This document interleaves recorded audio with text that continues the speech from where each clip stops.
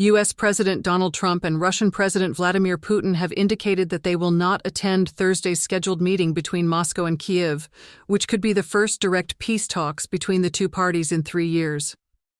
The Kremlin will instead send a delegation of experienced technocrats.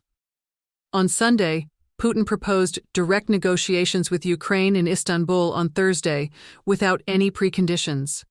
Late on Wednesday, the Kremlin announced that the delegation would include presidential advisor Vladimir Medinsky and Deputy Defense Minister Alexander Fomin, though Putin himself was not listed. Following the Kremlin's announcement, a U.S. official stated that President Trump, who is currently on a 3-nation tour of the Middle East, would also not attend.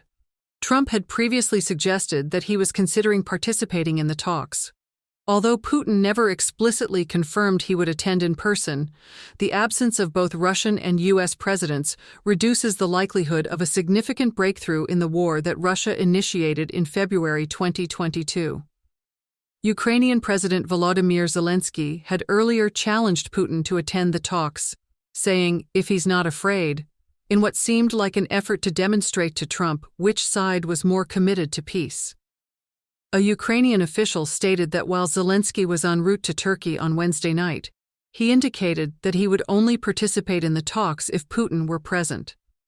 In his nightly video address on Wednesday, Zelensky said Ukraine would determine its next steps for the peace talks in Turkey based on whether Putin attends. All the answers to the questions about this war, why it began and why it persists, are in Moscow, Zelensky said. He added, "How the war ends depends on the world." President Trump is advocating for both parties to agree to a 30-day ceasefire to pause the largest land conflict in Europe since World War II. A Russian lawmaker stated on Wednesday that the discussions could also include a large-scale exchange of prisoners of war. Zelensky supports an immediate 30-day ceasefire, while Putin insists that discussions should begin before finalizing such an agreement.